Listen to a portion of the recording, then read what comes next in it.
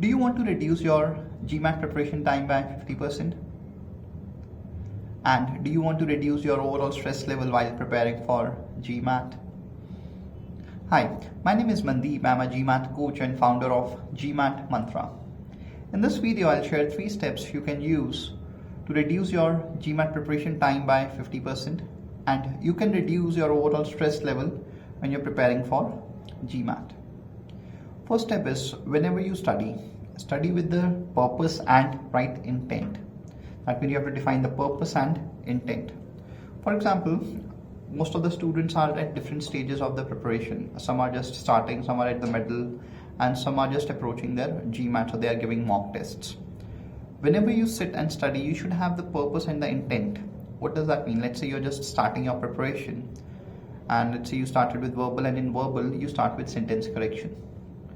So in sentence correction there are 2 parts. One is the theory part, other is the practice questions. So let's say you have to do the theory. Now what happens is, maximum students, they just sit with this theory part and just start reading it.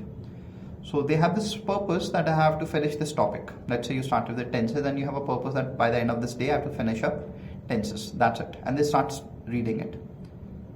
But there is this wrong intent. Wrong intent is that they are reading the theory part. Right intent is to memorize the theory. Because if you revise the theory, you have to revise the same theory 10 times. And still you'll be confused, or you'll be doubtful. So what is the right way? You have to start memorizing the theory. So when you sit and you have this, the purpose is to do the theory part.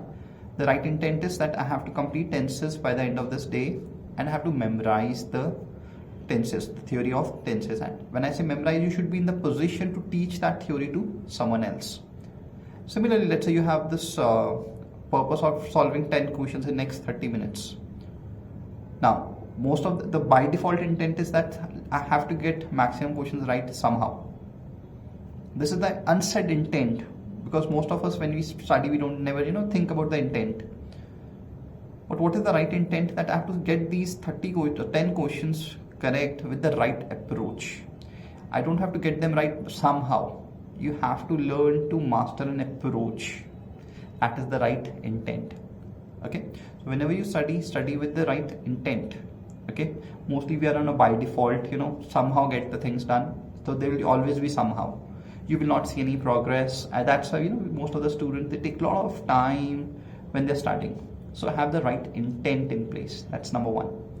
Second, see, whenever we study, if you can understand, we get stress because of confusion. Confusion is exactly where should I focus? Because if you are focusing, you cannot get stress. If you're doing something, if you are involved with something, how can you get anxious? How will you get stressed? You can't get. But you're not clear exactly where should I focus? What should I do? That gives you a lot of stress. Okay, so the best way is divide your entire preparation journey into small parts, granular parts. For example, again, I'm just taking an example of sentence correction. So let's say you have to start with sentence correction. So you can divide your sentence correction into 2 parts. Okay, theory part, practice. Okay, further there is a theory. Okay, what should I do in theory? Okay, I have to start with tenses. Okay, exactly in tenses, which tense should I do? Should I start with? Okay, so let's say you take present perfect tense. Okay, so that means for today, for next 1 hour, I'm going to focus on present perfect tense. That's it. Okay, I'll not be thinking about other tenses. I'll not be thinking about the entire theory part. But for next 1 hour, I'll be focused on present perfect tense. Okay, so each day, let's say it's Saturday or Sunday, you have entire day to study. So don't think about the entire day. Probably just think of next 1 hour, or maybe next 30 minutes. Exactly where should I focus for next 30 minutes? If you get that granular, you can divide your entire day in small chunks. So you do present perfect tense, then you go to the next thing. Okay, next is past perfect tense. Okay, so next 30 minutes past perfect tense. So for next 30 minutes or for next 1 hour, your intent is, your focus is clear. So slowly, if you just keep doing that throughout the day, you will see by the end of the day, you have achieved so much because you have the right focus. And sometimes when a mind says, okay, should I do this or that? Take any one thing, doesn't matter. Trust me. Okay, wherever you're doubtful, just take one thing and go deep into that. Don't bother about the other things, because there will always be so many things to focus on, but you have to learn to decide where should I focus now. forget about the others, because we don't know how to focus. That's why we are always, we're scattered on all the places. And when we are scattered, that creates confusion, because we are not able to focus. We don't see any improvements, and that is giving you stress. So learn to plan your next 1 hour, not even the 1 day, 1 hour. If you do with that kind of thinking, probably you will see you can accomplish so much quickly. Okay. Number 3, evaluate each practice session. Okay. So for example, you started for 30 minutes, or let's say you did 10 questions. Then you sit and evaluate each question. If you get a question wrong, ask, why did I get the question wrong? Because mostly what happens, I've seen students blaming the wrong reasons for getting the questions wrong. They got the question wrong and they always say my theory is weak, and they start revising the theory. But at least ask yourself, why did you get the question wrong? For example, you got the question wrong. There could be 3 reasons. Number 1, your theory is weak, could be one of the possibilities. Second, your approach is wrong. Third, you're not present there. Maybe you're too tired at that time when you're studying and your mind is not at the optimum level. That means that was not the right time to study. Maybe you study in the morning and you get all the questions right.